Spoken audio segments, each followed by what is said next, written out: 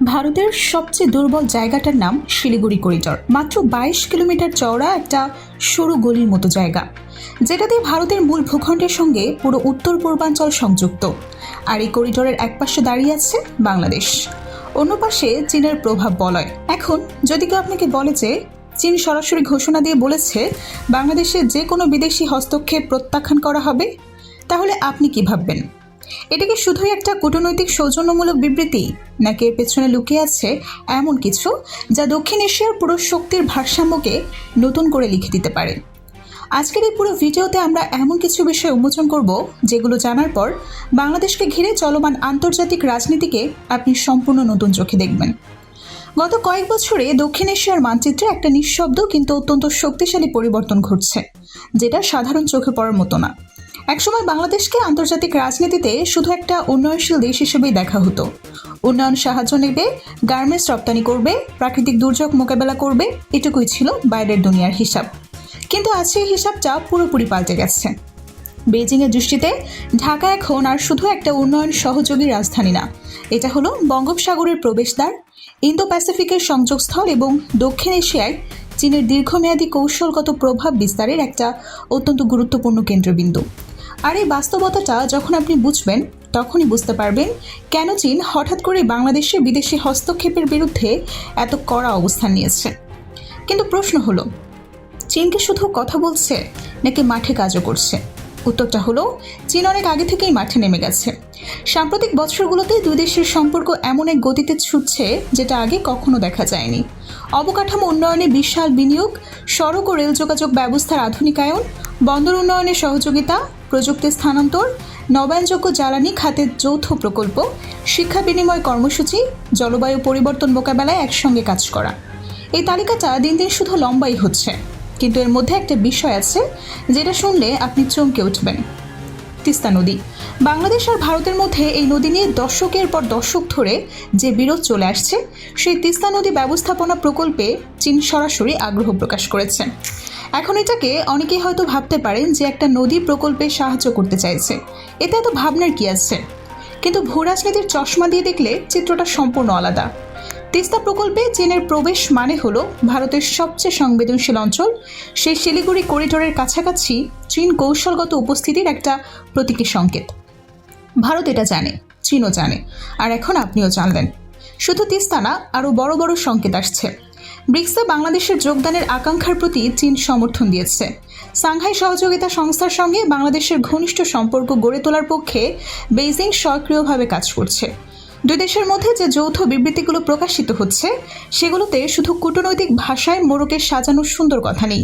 সেখানে আছে সুনির্দিষ্ট পরিকল্পনা, সুস্পষ্ট রোডম্যাপ এবং ভবিষ্যতের দিক নির্দেশনা। বাণিজ্য সম্প্রসারণ, অবকাঠামো শক্তিশালীকরণ, তথ্য প্রযুক্তি খাতে সহযোগিতা, সৌরশক্তি প্রকল্প, দুর্যোগ ব্যবস্থাপনায় যৌথ উদ্যোগ, সবকিছু মিলিয়ে এটা যেন একটা বিশাল কৌশলগত প্যাকেজ, যার প্রতিটি টুকরা একটা ধাঁধার অংশ কেবল। আর এই ধাঁধার সবচেয়ে গুরুত্বপূর্ণ শব্দটি হলো কানেক্টিভিটি।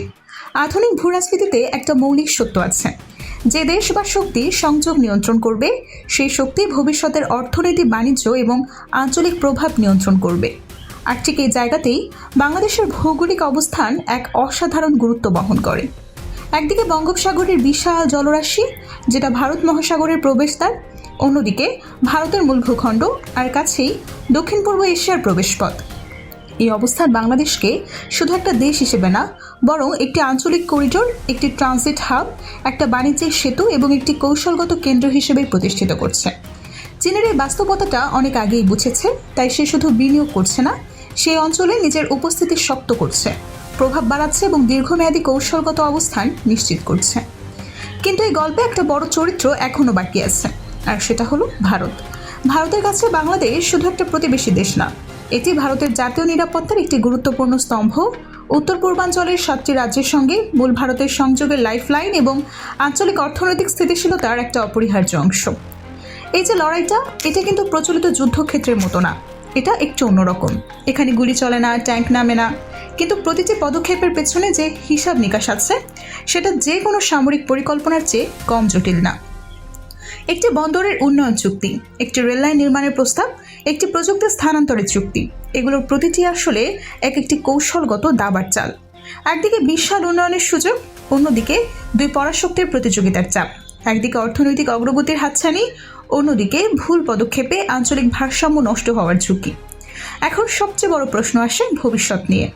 যদি কখনো বাংলাদেশকে কেন্দ্র করে কোনো বড় আঞ্চলিক সংকট তৈরি হয়, তাহলে সেটাকে শুধু দুটো দেশের মধ্যেই সীমাবদ্ধ?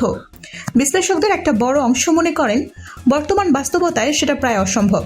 কারণ বঙ্গোপসাগরের গুরুত্ব, আঞ্চলিক বাণিজ্যের প্রবাহ, ভবিষ্যতের যোগাযোগ নেটওয়ার্ক সবকিছু এতটাই পরস্পর সংযুক্ত যে কোনো বড় সংকট দ্রুত দ্বিপাক্ষিক সীমা ছাড়িয়ে আঞ্চলিক এমনকি বৈশ্বিক ইস্যুতে রূপ নিতে পারে। চীন ইতোমধ্যে স্পষ্ট করে দিয়েছে যে বাংলাদেশকে ঘিরে কোনো বড় আঞ্চলিক সংকট তৈরি হলে বেইজিং শুধু বিবৃতিতে সীমাবদ্ধ থাকবে না, নিজেদের কৌশলগত স্বার্থ রক্ষায় আরও সক্রিয় ভূমিকা নেবে। আর ভারত বাংলাদেশের মধ্যে যদি কখনো গুরুতর সামরিক উত্তেজনা তৈরি হয়, তাহলে সেই পরিস্থিতিতে শিলিগুড়ি করিডোরের মতো ভারতের সবচেয়ে সংবেদনশীল কৌশলগত অঞ্চলগুলো নতুন করে আলোচনার কেন্দ্রে চলে আসতে পারে। আসল কথা হলো, দক্ষিণ এশিয়ার ভূরাজনীতি আর আগের জায়গায় নেই। বাংলাদেশকে এখন আর শুধু একটা ছোট্ট প্রতিবেশী রাষ্ট্র হিসেবে দেখার দিন শেষ হয়ে গেছে। বঙ্গোপসাগর, ইন্দো প্যাসিফিক এবং আঞ্চলিক কানেক্টিভিটির অন্যতম কৌশলগত কেন্দ্র হিসেবে বাংলাদেশ এখন আন্তর্জাতিক মঞ্চে সম্পূর্ণ নতুন একটি পরিচয় নিয়ে দাঁড়িয়ে আছে। তাই আজকে সবচেয়ে গুরুত্বপূর্ণ প্রশ্নটা যুদ্ধ কে জিতবে সেটা না, আসল প্রশ্ন হলো দক্ষিণ এশিয়ার ভবিষ্যতের শক্তির ভারসাম্য কে নির্ধারণ করবে।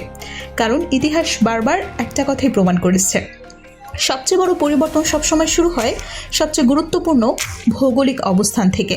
আর আজকের বাস্তবতায় বাংলাদেশ ঠিক সেই অবস্থানে দাঁড়িয়ে আছে, যেখানে একটি সিদ্ধান্ত শুধু একটি দেশের ভাগ্য না, পুরো অঞ্চলের কৌশলগত সমীকরণকেই বদলে দিতে পারে।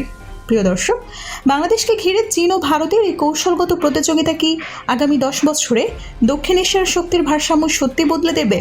আপনার মতামত কমেন্টে জানান। ভিডিওটি ভালো লেগে থাকলে লাইক, কমেন্ট এবং শেয়ার করুন। বন্ধুদের সঙ্গে শেয়ার করতে ভুলবেন না এবং চ্যানেলটা সাবস্ক্রাইব করে আমাদের পাশেই থাকুন।